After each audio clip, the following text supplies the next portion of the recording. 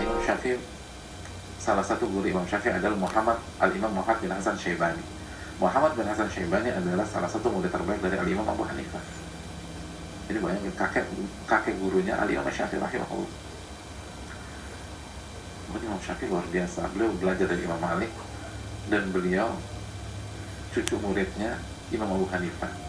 Jadi menggabungkan dua atau ilmu dari dua mazhab besar.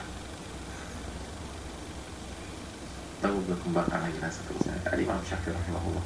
Nah, kita balik lagi. Ada orang menyampaikan nasihat kepada Imam Abu Hanifah. Ittaqillah. Ittaqillah. Luar biasa ya, Pak. Bertakwalah kepada Allah. Bertakwalah kepada Allah. Bertakwalah kepada Allah. Disampaikan ke Abu Hanifah. Al-Imam Abu Hanifah, satu dari 4 imam mazhab, alimnya luar biasa. Nasihatnya suruh bertakwa kepada Allah.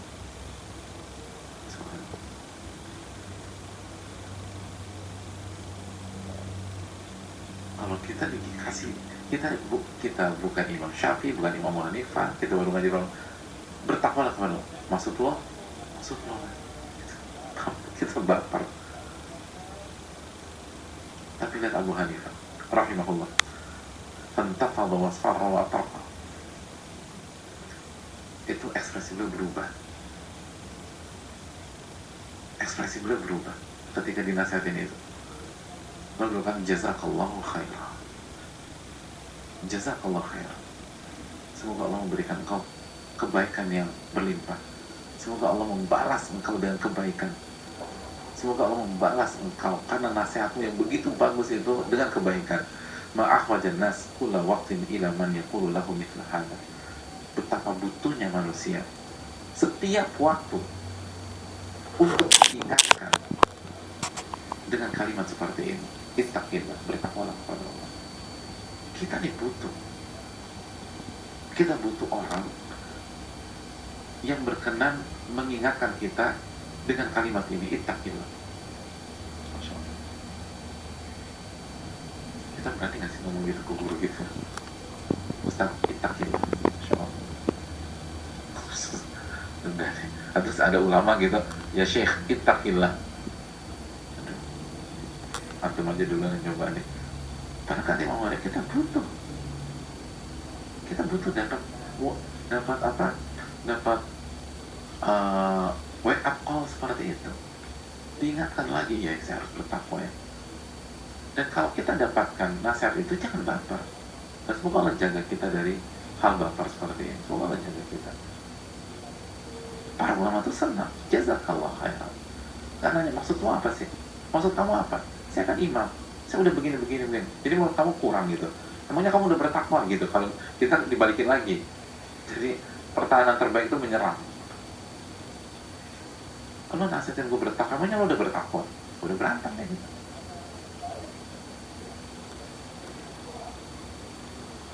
Dan gak dibalikin sama Imam Abu Hanifah. Padahal kalau belum mau balikin bisa. Karena kita butuh ketakwaan. Karena itu takwa adalah kunci dari solusi. Takwa adalah kunci dari rizki. Takwa adalah kunci dari keberkahan. Takwa adalah kunci dari kebahagiaan. Kita butuh. Dan kita suka khilaf kullu bani Adam khata'. Setiap anak Adam banyak melakukan kesalahan. Maka kalau Nabi saja masih mengingatkan para sahabatnya di haji wada untuk bertakwa kepada Allah dan nggak meremehkan. Kalau kita nak kira-kira kasih nasihat apa? Udah ingatin aja untuk bertakwa. Masa takwa doang gitu? Segala-galanya kita gitu. Masa takwa doang? Subhanallah, doang. Ada imbauan doang dari takwa. Takwa itu full package sendiri. Itu komplit, itu paket komplit udah. Dan ketika kita tidak punya perhatian dan meremehkan, ya itulah kondisi kita saat ini. Kurang bertakwa kepada Allah. Kurang bertakwa kepada Allah Subhanahu wa ta'ala. Ibnu Uyainah, Al-Imam Sufyan bin Uyainah, imam besar jemaah, imam besar. Belum menceritakan, qala rajulun li Malikin bin Maghul. Ada seseorang berkata kepada Malik bin Maghul, ittaqillah, bertakwalah kepada Allah. Fawadha khuddahu ala al-ard. Itu Malik bin Maghul langsung sujud kepada Allah SWT.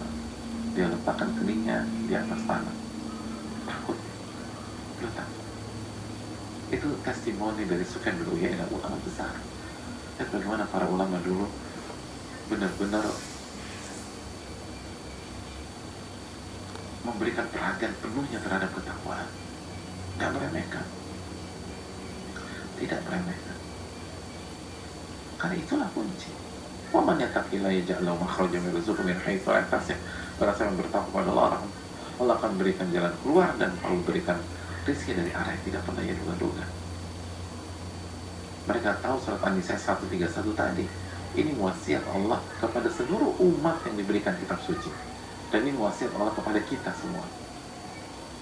Berarti ini nasihat sangat presisius. Ini kuncian dalam hidup. Tapi kita meremehkan.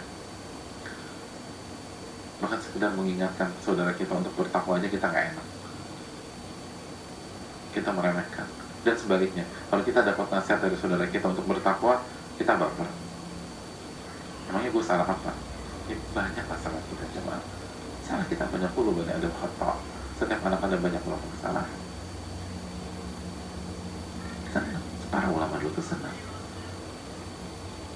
Dinasihatin terus senang. Karena mereka tahu, ini kuncinya. Dan kalau kita nggak diingetin, kita khilaf. Kalau kita nggak diingetin, kita lupa.